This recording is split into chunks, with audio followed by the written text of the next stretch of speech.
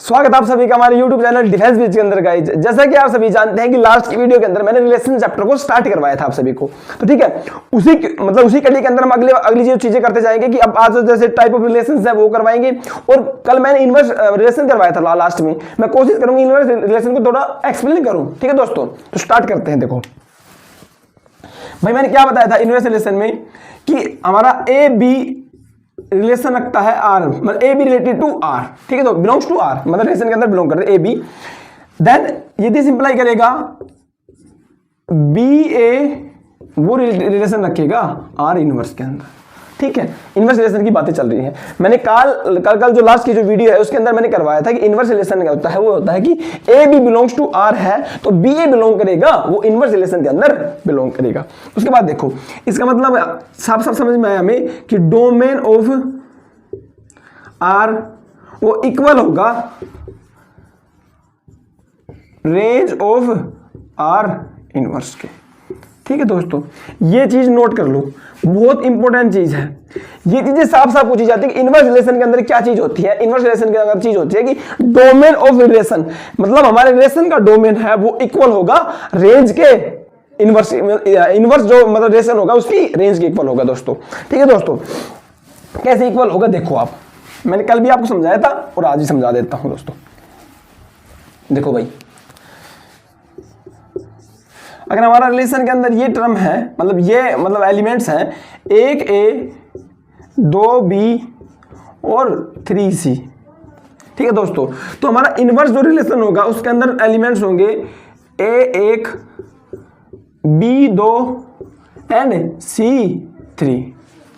This is our inverse of inverse relation, this is our inverse relation दोस्तों, ठीक है। इस चीज समझ में आई कि हमें जो डोमेन है आर का, मतलब हमारे रिलेशन का जो डोमेन है वो इक्वल होगा इनवर्स रिलेशन के रेंज के दोस्तों, ठीक है। ये चीज समझ में आई आपको? अगर ये चीज समझ में नहीं आई आपको तो कमेंट कर दो भाई, क्योंकि इनवर्स मैं चाहता हूं कि रिलेशन चैप्टर के अंदर एक भी ऐसी चीज ना हो, क्योंकि बहुत से बच्चे हैं, बहुत से मेरे भाई हैं जिनको स्कूल में भी समझ में नहीं आया ये चीज और आज भी समझ में नहीं आ रही। मैं कोशिश करूंगा कि जो हमारा रिलेशन एंड फंक्शन चैप्टर है वो मैं आपको बहुत ही अच्छे तरीके से करवाऊं, मतलब ऐसे अच्छे तरीके से कि आपको ये लगे कि भाई ये तो बहुत सिंपल चैप्टर है, ठीक है दोस्तों। उसके बाद करवाते हैं हम टाइप्स ऑफ रिलेशन, और टाइप्स ऑफ रिलेशन के अंदर मैं आज कोशिश करूंगा दो ही मतलब रिलेशन करवाने की कोशिश करूं, और अगली जो वाली वीडियो उसके अंदर मैं अगले रिलेशन करवाऊंगा, क्योंकि मैं नहीं चाहता कि कॉम्प्लिकेटेड कर दूं चीजों को फिर आपको समझ में ही नहीं आई, ठीक है दोस्तों। तो चलो स्टार्ट करते हैं, और मैं जो रिलेशन करवाऊंगा वो आपको एग्जांपल के साथ करवाऊंगा, ठीक है भाई। चलो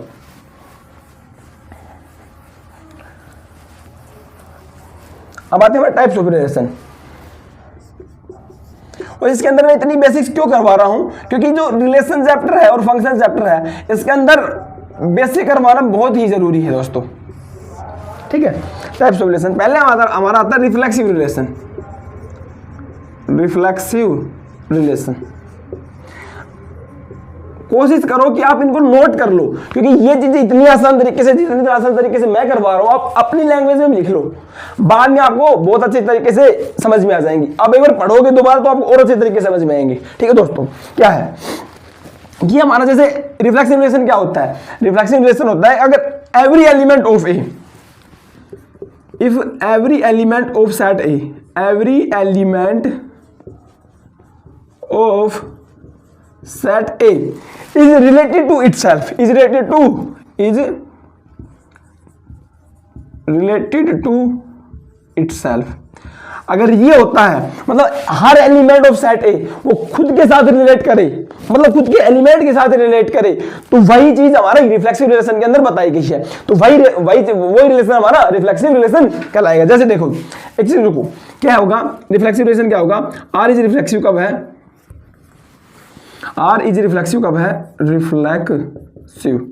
आर रिफ्लेक्सिव कब है? देखो अगर हमारा ए बिलोंग करे रिलेशन के अंदर, मतलब ए है कि एक एलिमेंट मतलब हमारा सेट ए का जो रिलेशन है वो सेट ए के साथ ही हो, मतलब every element of set A is related to set A, मतलब इटसेल्फ के मतलब खुद उसी के साथ रिलेट करे, इसलिए ये चीज लिखी है कि ए बिलोंग्स मतलब ए बिलोंग्स करेगा हमारा आर रिलेशन के अंदर for all for all A belongs to A.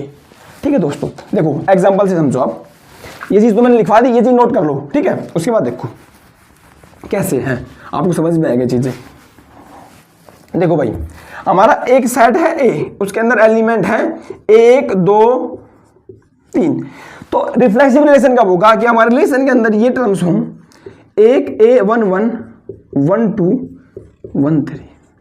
Means हमारे ए एलिमेंट के मतलब ए सेट के जो एलिमेंट 1 2 3 उनका रिलेशन उसी मतलब उसी सेट के एलिमेंट्स के साथ हो रहा है। जैसे एक का 1 के साथ हो रहा है, एक का 2 के साथ हो रहा है, एक का 3 के साथ हो रहा है। मींस इसी सेट के एलिमेंट्स के साथ रिलेशन हो रहा है। और हमारे मतलब मैंने आपको समझाई तभी कहा था कि रिफ्लेक्सिव रिलेशन क्या होता है कि every element of set A is related to itself. ये चीज मैं आपको समझाई थी और यही चीज मैंने आपको प्रूव करके दिखा दी। तो दोस्तों कोशिश कर रहा हूं कि बेस्ट से बेस्ट मतलब चीज समझाऊं आपको कि आपको समझ में आए दोस्तों। ठीक है, रिफ्लेक्सिव रिलेशन समझ में आए ये तो आसानी होता है। ठीक है, उसके बाद देखो सिमेट्रिक रिलेशन। आज देखो दोस्तों सिमेट्रिक रिलेशन क्या होता है। Symmetric relation is said to be symmetric. मतलब ये तो लैंग्वेज होती है मैथ्स वाली। मतलब एक सेट सिमेट्रिक कब होता है, एक सेट के मतलब एलिमेंट्स सिमेट्रिक रिलेशन से कब होते हैं, देखो कब होते हैं। If A B belongs to relation, मतलब ए बी बिलोंग्स करे रिलेशन से, दिस इंप्लाई, अगर ये इंप्लाई करे, ये मतलब हमें बताए कि ए बी भी बिलोंग कर रहा है भाई आर के साथ, देन वो हमारा रिलेशन रिफ्लेक्सिव सिमेट्रिक रिलेशन कहलाता है। For all A B belongs to A. ठीक है दोस्तों, देखो एक चीज देखो मैंने क्या समझाया कि ए बी बिलोंग्स करेगा आर से, दिस ये इंप्लाई करेगा कि बी ए और बिलोंग करता हो आर रिलेशन से। ये टर्म्स आप लिख लो, एग्जांपल से मैं आपको इतना अच्छे तरीके से समझाऊं कि आपको हर चीज समझ में आने लग जाएगी।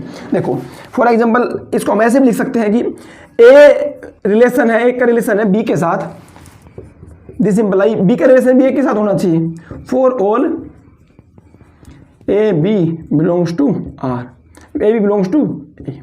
अब एक चीज पूछोगे सर अभी ऐसी लैंग्वेज लिखवाई क्यों रहे हैं, सभी चीजें हमें समझनी नहीं है, इसलिए लिखवा रहा हूं कि आपके जो मैथ का जो क्वेश्चन आएगा ना वो ऐसे नहीं आएगा जैसे मैं समझा रहा हूं, वो आएगा ऐसे इन टर्मों के अंदर। ये लिखवानी जरूरी है मेरे को। अब देखो कि एग्जाम्पल कैसे है, एग्जाम्पल से मैं आपको समझा देता हूं। देखो भाई, एक हमारा सेट है ए, 1 2 3, ठीक है दोस्तों, और एक हमारा सेट है बी, 2 3, ठीक है। हमारा रिलेशन है 1 1 1 2 2 1, ठीक है दोस्तों, ठीक है। ये चीज आ गई हमारी। अब देखो सिमेट्रिक में हमें क्या बता रहा है कि ए बी बिलोंग्स करे आर से, तो बी ए बिलोंग्स करनी चाहिए वो भी आर से। मींस ए का बी के साथ करो, ए का मैंने किया ए के साथ, यहाँ सॉरी 1 1 लिख देता हूँ 1, ठीक है दोस्तों। ए का ए के साथ हुआ 1 1, तो ये वापस ही मतलब उल्टा भी होना चाहिए, बी ए भी बिलोंग करना चाहिए रिलेशन के अंदर। तो बी ए देखो 1 1 है, ठीक है दोस्तों, 2 1 है, 2 1 है, तो 2 1 भी है। तो इसका मतलब ये हमारा जो रिलेशन है ये सिमेट्रिक रिलेशन है। और इससे एक चीज समझ में आती है, अगर आर हमारा सिमेट्रिक होगा, रिलेशन हमारा सिमेट्रिक होगा, ये तो सेम चीज होगी ना भाई, इनवर्स रिलेशन वाली। अगर आर हमारा सिमेट्रिक होगा तो जो इनवर्स रिलेशन होता है वो इक्वल हो जाएगा हमारे रिलेशन के, ठीक है दोस्तों। मींस इसके अंदर इनवर्स वाले भी ऐड होंगे और जो हमारे रिलेशन है वो भी ऐड होंगे। मींस अगर हमारा रिलेशन ये भी है, अगर हमें सिमेट्रिक रिलेशन प्रूव करना है तो इसके अंदर ये भी होना चाहिए। अगर 1 1 है, 1 2 भी है और 2 3 भी है, तो इसके अंदर ये भी ऐड होने हैं, 2 3 2 1 1 1 तो है ही। तो हमें ये चीज समझ में आनी चाहिए कि अगर हमारा रिलेशन सिमेट्रिक है तो उसके अंदर इनवर्स रिलेशन वाली टर्म्स भी, इनवर्स रिलेशन वाले एलिमेंट्स भी ऐड होंगे।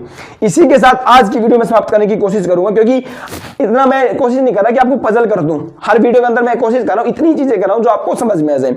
बहुत बहुत धन्यवाद आप सभी का हमारी वीडियो देखने के लिए, हमारे चैनल पर बने रहने के लिए। धन्यवाद दोस्तों।